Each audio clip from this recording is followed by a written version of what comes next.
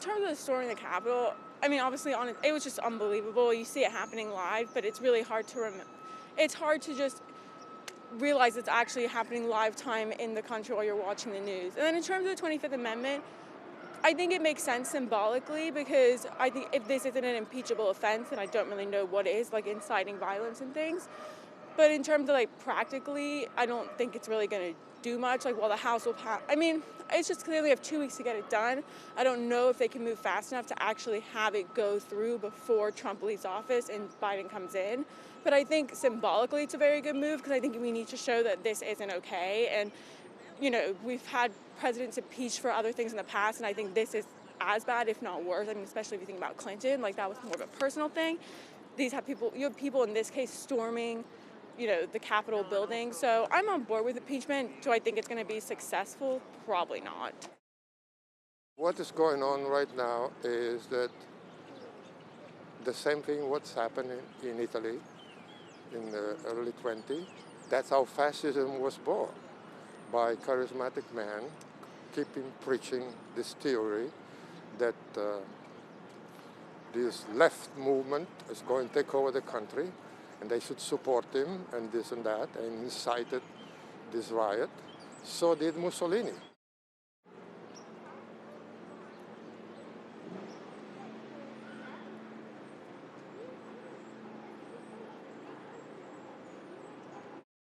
He should be removed from power. That's what I think. Because he's a dangerous man. You know, and he's probably wounded like a wounded animal. Now he's probably to do something desperate at the end of his few weeks or so. So they should Pence should step up, take the control, and he should go out in Florida, wherever he's going to go. Because I think he's crazy. That's what I think.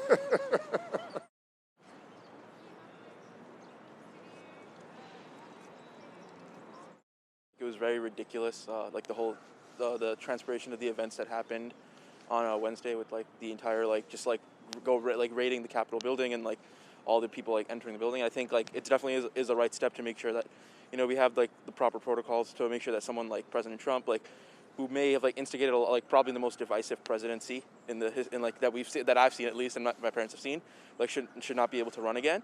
And I think at the same time it's like important to make sure we do it the proper way. So whether it's through impeaching rather than like simply like making some arbitrary measures to like make sure that this doesn't happen in the future.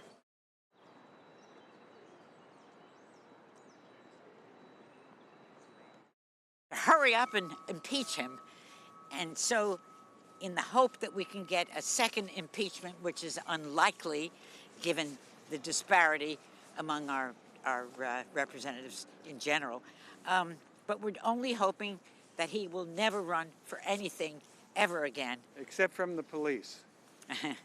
Yes. So lock him up is all I can say. My thought when I first saw what was happening on Wednesday was sadness, really, that it was really despicable the way he had incited that mob to storm Congress.